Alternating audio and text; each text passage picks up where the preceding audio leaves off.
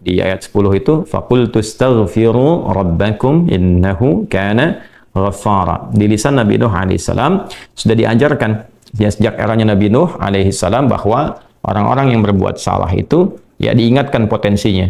Ada rahmat Allah Subhanahu wa taala untuk memperbaiki kesalahannya sehingga menjadi saleh. Ya, ini satu fitrah. Jadi di setiap era itu selalu percikan rahmat Allah itu diberikan kepada setiap hamba yang melalui utusan-utusan Allah.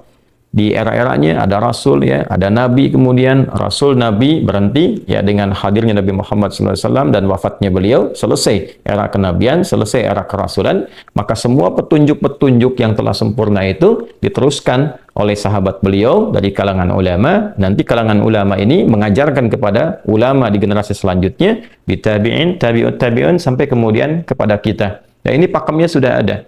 Jadi dalam diri kita ini boleh jadi setiap manusia itu kan tidak ada yang suci ya, kecuali para nabi dan rasul yang memiliki sifat maksum, dijaga dari kesalahan. Boleh jadi saya, Anda, kita berbuat satu kesalahan, tapi rahmat Allah menjadikan kita itu mendapatkan fitrah untuk memperbaiki itu. Nah, ini yang nggak dimiliki oleh setan. Setan itu salah ya salah, kan? Salah ya salah. Jadi ketika dia berusaha untuk mendapatkan rahmat Allah pun dengan taubat itu selalu terhambat dengan kesombongannya, istakbar itu. Ya, satu kali ditawari untuk bisa mendapatkan ampunan pun, ya lalu diberikan satu syarat untuk hormat kepada jasadnya Adam pun, kan, itu tetap kemudian dia abai. Sekali lagi saya ingatkan untuk menekankan bahwa kita ini tercipta sebagai manusia, bukan setan. Ya, sepanjang kita menyadari kita manusia dan berbuat salah, maka aktifkan sinyal taubat itu. Ya, sejak di era sebelumnya, bahkan di era Nabi Adam alaihissalam turun ke muka bumi, kemudian juga berkeluarga, ya risalah-risalah tentang taubat itu selalu kemudian disampaikan. Nah, di era Nabi Nuh alaihissalam, Rasul pertama. Jadi kalau Adam itu Nabi yang pertama, Nuh alaihissalam Rasul yang pertama. Umatnya salah. Maka dengan kasih Allah Subhanahu wa ta'ala, diturunkanlah kemudian pengingat. Ya, lewat fitrah kemanusiaan ini. Lewat Nabi Nuh alaihissalam disampaikan, فَقُلْتُ اسْتَغْفِرُوا رَبَّكُمْ إِنَّهُ كَانَ غَفَّارًا.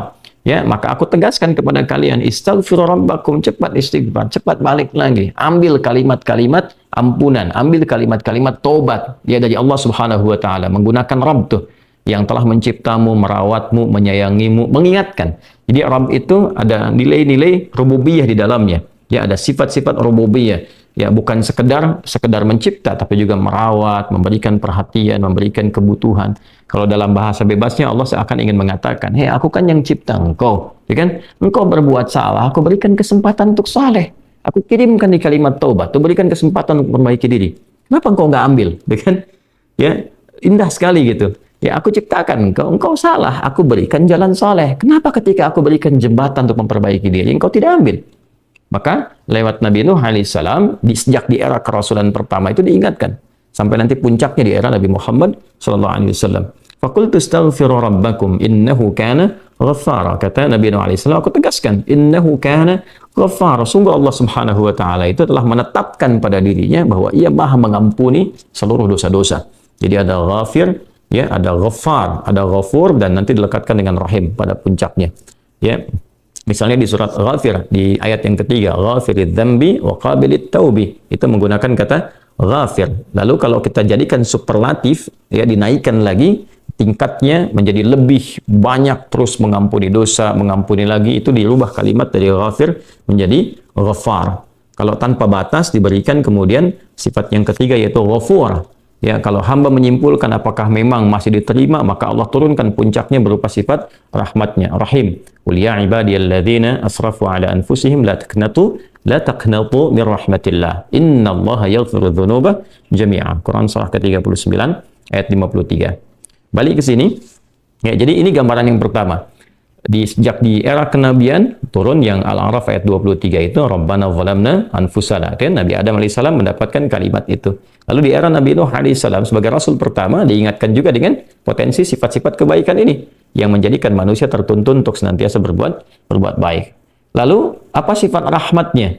Ya, jadi kalau kita kembalikan ke konstruksi Al-Baqarah ayat 37, tadi kan saya katakan di awal ya, Allah menegaskan seorang yang taubat ingin merubah dirinya dari salah menjadi saleh, bukan sekedar dituntun oleh Allah, tapi juga dipercikan kasih sayang Allah kepadanya. Rahmat Allah diberikan. Ya, kembali ke Quran surah kedua ayat 37 itu, fatalaqqa Adamu min rabbih kalimatin fataba alaihi innahu huwat tawwabur rahim. Jadi bukan tawwab saja, tapi rahim juga. Bukan sekedar Allah terima taubatnya, tapi kasih sayang Allah pun diberikan kepadanya.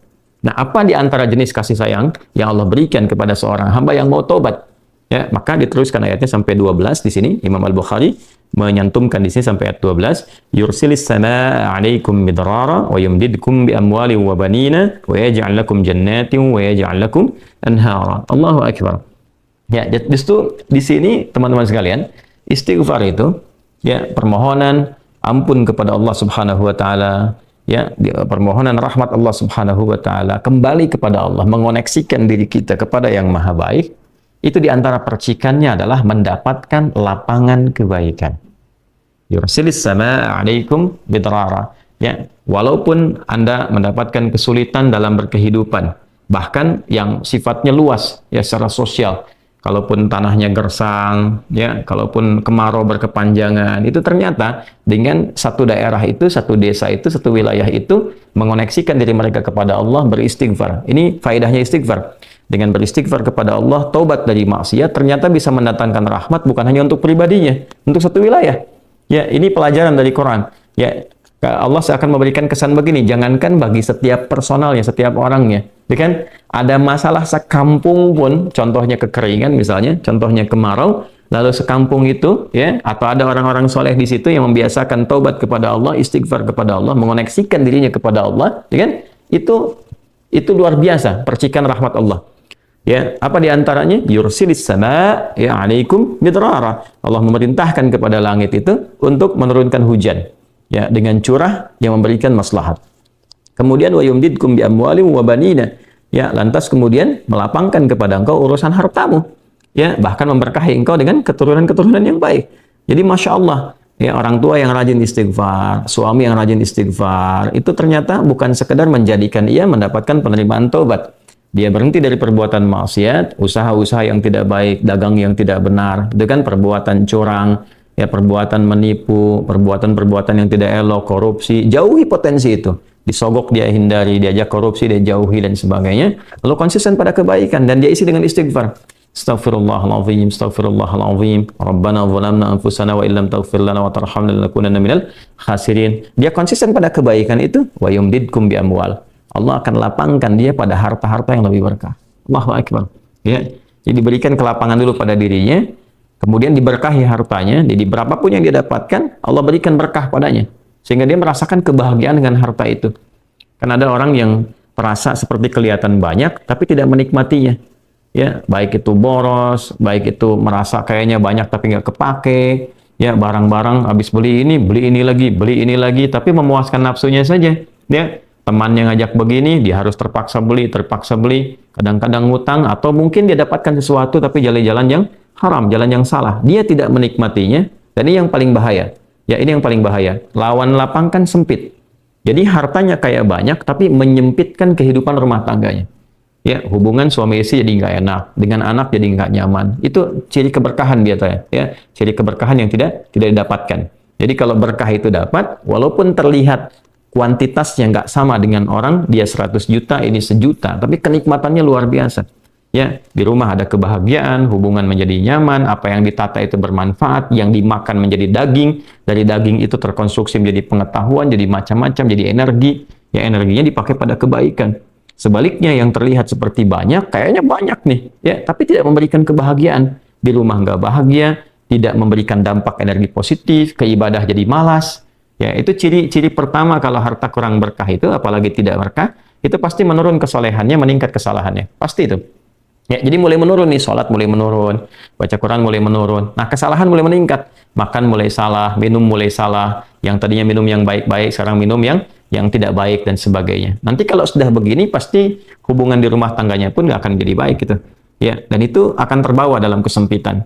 Nah, cara untuk mengatasi itu, ini balik ke Quran Surah Nuh tadi, di ayat 10 sampai dengan ayat 12. Kalau kita menyadari kemudian itu salah, lantas ingin memperbaiki diri, kembali kepada Allah, perbaiki diri kita, ya, lalu mengingat Allah, menyesali apa yang telah dilakukan, berjanji untuk berbuat baik, itu tidak tanggung apa yang Allah jawab. Ya, Kalaupun ada satu kelapangan yang tidak berkah tadi, diganti oleh Allah, dihilangkan yang kurang baiknya, dilapangkan dengan yang baik-baiknya. Lalu setelah itu dijaga keluarganya. Jadi memberikan kesan bahwa ada hubungan yang korelasi secara langsung antara